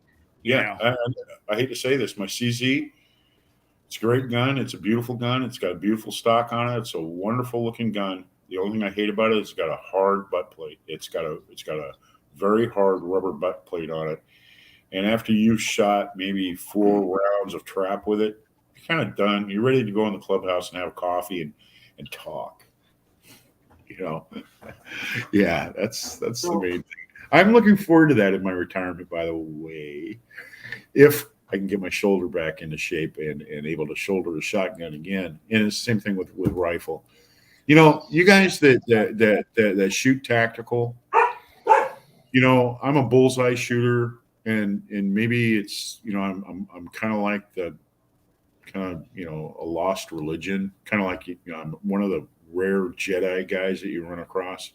But the bottom line is this: I have a lot of respect for everybody out there that's shooting sports that challenges themselves. Challenge yourself. Go out and challenge yourself to improve your scores. Go out and learn. Go out and learn shooting. Learn marksmanship. Okay? You can spend a lot of money on calibers and, sighting devices and all kinds of stuff like that. The bottom line is get involved in the sport. I don't care if you've got a high point. Go out and get involved in the sport. If it's reliable, go out and get involved in the sport and shoot it in the sport, And the main thing is try to get good at it with what you got, And by the time that you figure out that it's probably your equipment that's holding you back, you've probably gained enough knowledge in the sport and in your marksmanship skills to know enough that it will benefit you to upgrade. That's what I'm trying to say. And a lot of guys, they don't know that, and they go out there and they think they shoot really lousy because they lack marksmanship skills, and they go out and they buy all this expensive stuff. And, just super expensive stuff. And then they armchair quarterback it. Then they sit there and, oh, wow, if you don't have this, and you don't have that, and you don't have this, and you don't have that. And you know what, guys? I got, I got an AR-15A1, and I'll go out there and I'll shoot you with it. It's because I know how to shoot. You guys need to learn your marksmanship skills. It's too easy to get caught up in the hype. And the main thing is, get guns that fit you. Don't wrap yourself around the gun. Don't try to get yourself out of your natural point of aim in order to shoot the gun accurately. That doesn't make any sense at all. That's too much work. And get this: if you're doing that, your shot isn't going to be consistent. Time after time after time, you're going to have to wrap yourself around that gun and hold it a certain way, and squeeze the trigger in a certain way when the sight alignment is right. And the bottom line is, what you're doing is you're working way too hard on every single shot, and it's never going to be consistent. You're never going to get good groups that way ever. Right, exactly. Well said. Here, here, and that's kind of what Mike Hester was saying earlier. And we got Mark joining us just in time to say goodnight. What's going on, Mark? Howdy, guys. Not a Go. Hey, whole lot. Mike. How Good you to see doing, everybody. I'm late. Late as crazy, Hey, but dude. Mr. How'd Well, the Dayton? date go? that was great. Good time. A little longer than we wanted it to be, but it was still a good time. So, That's all right. You need to do that. yeah, I'll have to catch the rerun, the rest of the show later on in the reloading room. So, We well, talked about you all night. oh boy. next There's, week, I hope you can come on and tell us about that spike camp from Boyd's you have. okay. All right. Good deal. Walter's kind of looking for something for a 17 HMR. I feel the need to rant for a minute. Uh, I think I need to go back and get back to the foundations. Uh, y'all know I love country, and makes me think of Waylon's song. It's time we got back to the basics of love. And Amen, brother. I'm not aiming this at anything in particular, but when we first started the Georgia Shooting Connection Friday night live stream, we didn't have a name for it. Obviously, we could have done better than what we did because it's a little too much. Um, when we think about the 2A community, we seem to be divided amongst the what I call the tactical group, uh, the guys that shoot competition, you know. Then we got the guys that are training all the time. Then you got the competition crowd like Chris and Gene and that kind of thing. And competition extends to all different forms of shooting. It's a great thing. I'm gonna try to get into it. And then you got the reloader guys like us, and then the bullet casters. You know, and we see the world as a whole, and then we see the 2A community as a little slice.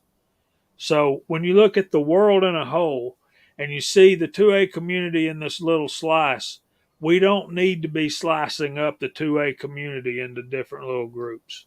One of the things, one of the I guess the main reason that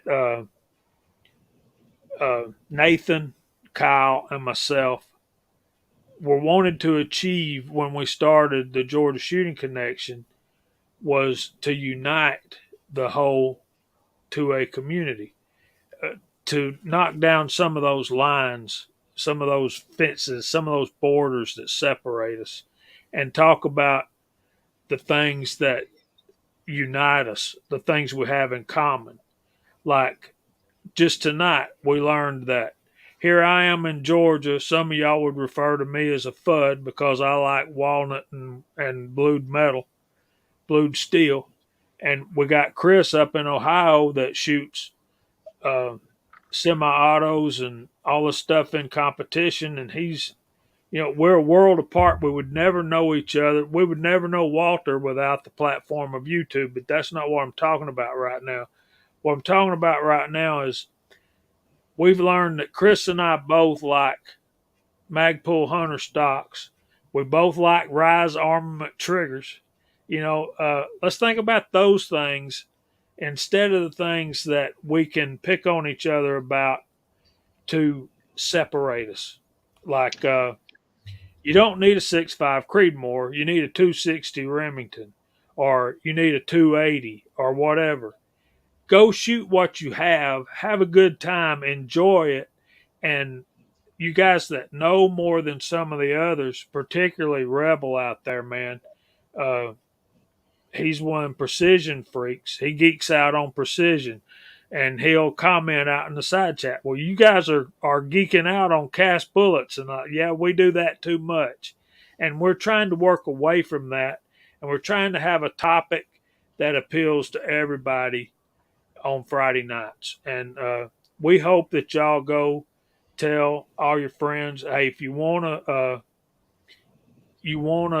come together with some 2A guys Friday nights at 8 o'clock. This little show called Georgia Shooting Connection. Wednesday night, Chris from the 740. That's what we're about. That's what we're trying to do is unite the 2A community, because a house divided cannot stand. It will fall upon itself. If it Amen, says brother. if it says it in the Bible, it's got to be so. So that's my rant for the night, and I just want y'all to know and remind y'all of what we started out to be, and I don't want us to be divided. Of, well, I watch Chris. No, I watch George Shooting Connection. No, I watch Uncle Jim. No, I watch G23. All y'all come together. Go watch all of these guys when you're free to do so. And I think Highboy's going to be streaming on Thursday nights for a while. Yes, Thursday. My Bible studies Wednesdays. My reloading live stream workshop is Thursdays, and then when I'm not out messing around Saturdays, I might light up a live stream or two. But Thursday night's going to be my time around between 5 and 6 o'clock Mountain Time, depending on when I get off work.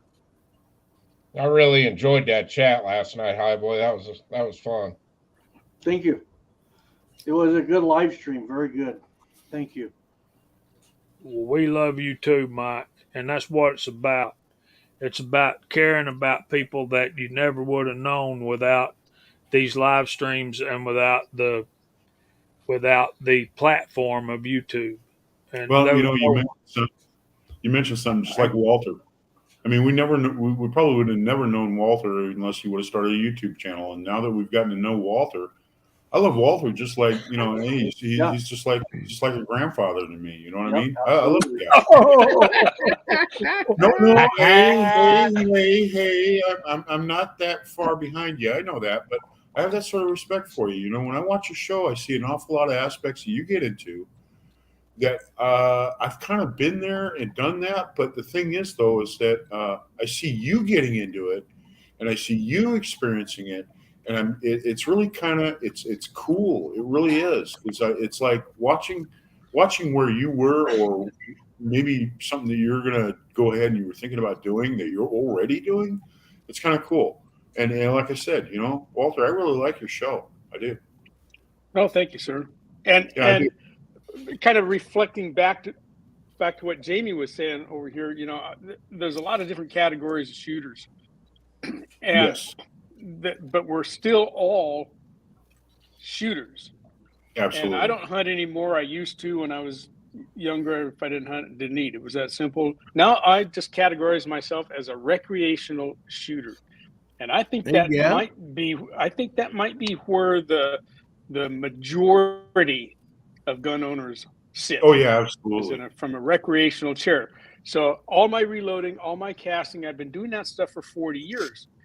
Never at the level of a competitive shooter like Chris or Gene or Dave down there might be doing, because you guys are talking about thousands upon thousands upon thousands of rounds that you had to engineer and come to mastery with to support your sports. Yes. That's not me. I reload, I cast because I enjoy doing both of those things, and I go to the range to dump all that ammo so I can come back and do it again. Yes. and that's the fun of it for me as a recreational shooter. But the bottom line to this is all of the rest of you guys down here are all shooters too, and in that respect, we've got an awful lot in common. There's no point in coming to disagreement. This is the only way to do it. You ought to do it my way, or I'm saying no, this is the way that everybody should do it just because I do it this way. No, I come on my channel. I say, here's what I'm doing. Yep. You like it or don't like it. I'll go you one step further than that, Walter, and then we got to get out of here. Oh yeah. Gosh. Listen to each other out. because you both may can pick up something from the other one that will help you make We all things got like. something to learn. Sorry, we all got something to learn, and we all got something to share, no matter what level you're at. Amen. Amen. Well, and I don't even know Can how I to say reload, something? so Uh, I'm following all of you. So Yeah, I right. can't shoot yeah, can I either. say something? Sometimes it Go takes for it. more for you to keep your mouth shut and your ears open when people are talking than a lot of people want to expel the energy. And some people just run other people over and they just talk over somebody. And, it's impossible to listen to somebody if you're already thinking what you're going to say to counteract what they're saying. In other words, you've already stopped listening to them. So, it's something that it's a bad habit some people get into. And I'll tell you what, I can tell when people are like that. I try to keep my mouth shut and let everybody just say exactly what they're going to say and let them say it all the way to the end. It's been it's something that I've kind of gravitated to through the years. Yeah. All right, let's go through the room quickly. We got to clear the floor for Mr. Gizzard Gary. So, Mock, since you the last in, you can be the first out. What you got coming up this week? All right, guys, good to see you. Good to see everybody. Just gonna try and do some more chronograph stuff. And remember, whether you're toting a shotgun, a tactical plastic rifle, or a homemade whatever, they all got a trigger and they all go bang. No matter what purpose you're going to use that item for, have fun with it. Protect your family. Put meat on the table. We are a very small community in the eyes of the others. So just be an ambassador for the sport, not just your own category of the sports. So enough said. Thank y'all. Thanks for being here, brother. And don't get yourself into trouble with the old lady to come hang out with us guys. We're Lord willing, we're here every Friday night. Thorzak's, what you got coming up this week? Well, I think you already know, but I'm going to be working on getting life back to normal after my surgery and dealing with that. I'm kind of in the same boat as CW, which I'm really surprised CW is still cranking out videos. He's a diehard dude, man. He's hard. He's unstoppable, man. I tell you. He I wish is. nothing but the best for CW. I mean, I know where he's at right now. I'm in, and I'm going to tell you what, dealing with that pain after surgery is just it's misery. And I'm just now, if I could just get more than say a couple hours sleep, I'd be happy. But I can't. I only sleep for maybe 20, 30 minutes, and I wake up. I'm up for an hour, and then I'm down again for half an hour. And I'll tell you what, that sure makes a long day at it. And you're fatigued all the time, and you're hurting, and you're trying to push yourself, and it's just really tough. So I'm really with CW. I really feel him. I feel his pain big time. One of the things that got brought up that I want also that people were talking about shortages the other day with primers and stuff like that. We have to understand another thing too. Reloading has exploded. I mean, when I first started uh, reloading was just like, oh well, yeah, I just go buy my stuff. A lot. It wasn't really a big deal, but but now, I mean, reloading is just absolutely grown by leaps and bounds, and especially with bullet casting, there are more people bullet casting. I mean, look at Lee, all their products that they've came out with, all their reloading equipment that they've came out with since just within the last 5 years, 5-10 years. They've, Lee, I will say, be an innovator, but I mean, if there's a market for it, Lee's on it. And even RCBS and all the rest of these other companies, they're making new presses, they're making new this, we're making new that, and more precision dies and doing that because there's a demand for it because there's more reloaders now than ever. And I believe that has a lot to do and that contributes to our shortage problem because people do hoard and people do, there's a lot more people buying those products, those raw products now, powder, brass, and primers, and so we're kind of, you know, if the demand is up, the price is going to go up, and that's the way it is. So, you know, a lot of people think there's a big conspiracy going on with the military and the government, and I don't think that's going on. I just think that more people are reloading now more than ever, and it's, you know, people are tired of pine. You know, people are getting more and more into shooting sports, and they're finding out that this is fun, and so the community is growing, and with that growth, we have the growing pains of having to pay higher prices. You know, That's just healthy. yeah, yeah. But you know what? Going back to really enjoying each other, its company, and showing the love.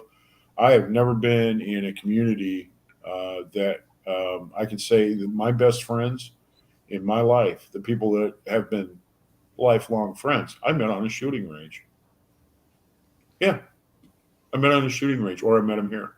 Lifelong friends, not just friends, lifelong friends. People that will call me, people, you know, just out of the blue. Hey, how you doing? Oh, I'm doing all right, man. How you doing? You know, it's just it's a great community. It really is. We got to Very protect good. this thing and keep the Thanks for love. being thanks for being here, Dave. We got to get out of here. All right, man. Chris, what's up, man? What do you got working on this week? Oh, I got all kinds of stuff coming up, but we'll make it short and sweet. Thanks for having me on. I love spending my Friday nights over here with all you guys. It was fun being on a panel tonight with Dave down there, and hi boy, I enjoyed it. And the only thing I want to say is over on G23's channel, um, he's kind of in a rough spot right now. He's got like a GoFundMe type thing going on over there in his community tab. I went over there and donated a little bit today. Um, if you got any little bit of extra money, you can go over there and give him a donation while he's healing up from this, because he had a pretty massive infection in his leg and everything. So anybody can go over there and help out, I would greatly appreciate it. So that's what I got, Jamie. Thanks for telling us about that, and thanks for having us on last Wednesday night. That was a fun time. Hi, No, boy. no. What?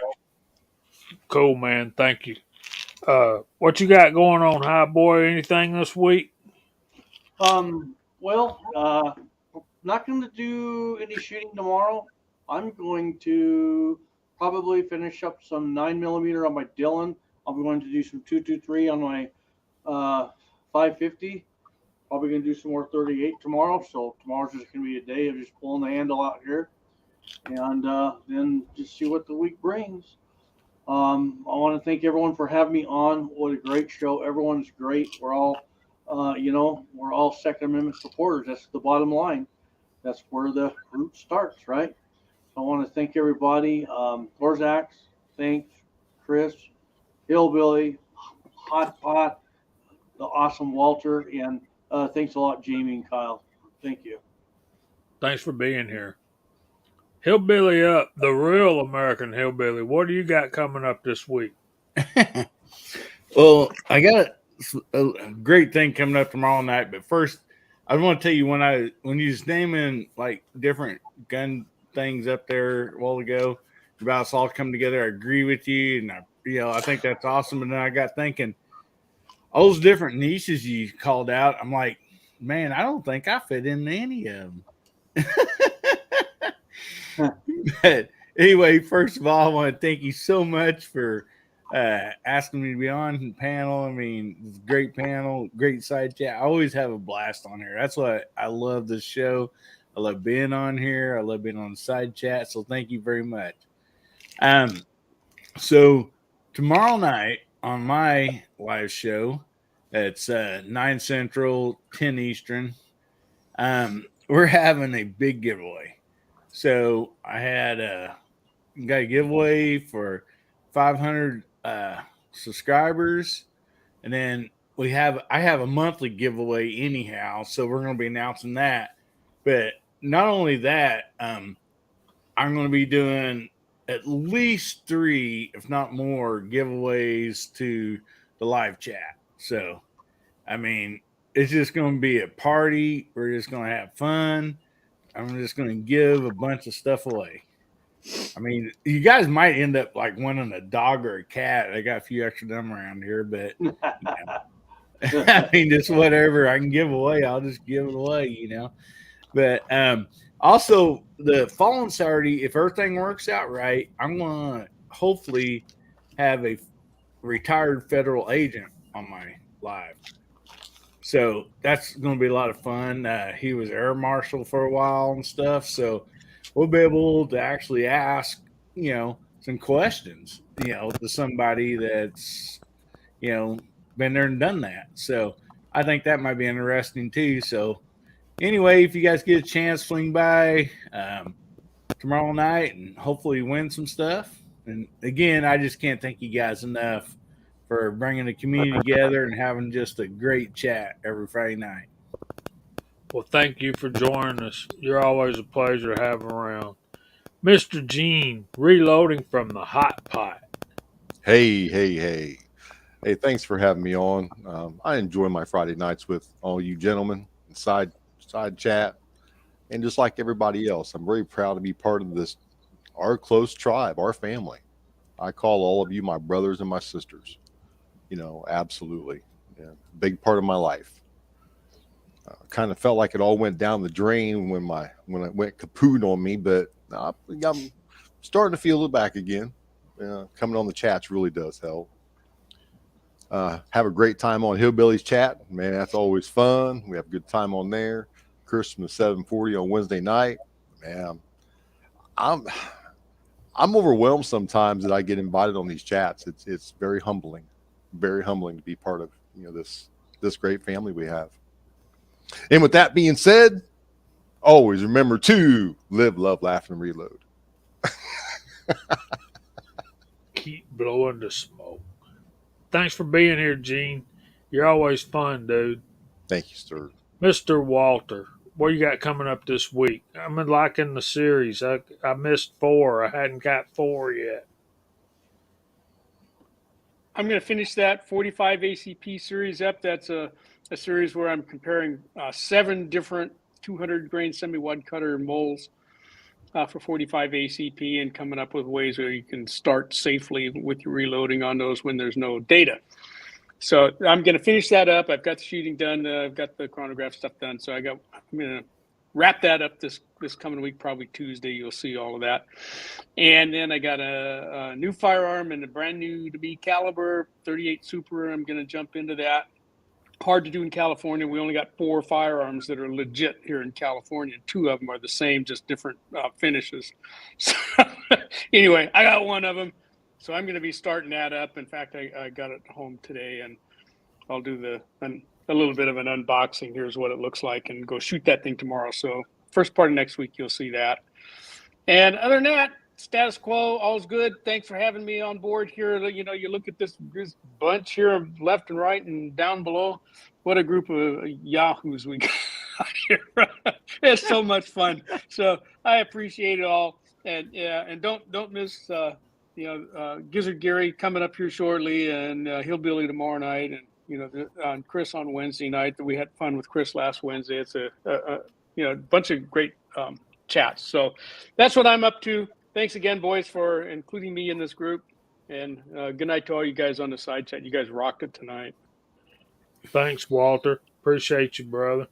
All right, let me see if I can say one more quick thing. I forgot. Very important. If you want to get into the 500 giveaway, I just released another video, which is another chance to get into that giveaway. I released it today. So go find that, guys. He gives away good prizes. I'm still wanting to win one of those knives, by the way. Me too. Yeah. I talked to Mark. Yeah. He's won 2 of them at least. I got one. It's a nice blue one. You got one. Yeah. That thing's really cool. All right, let me see if I can do this, y'all. All right.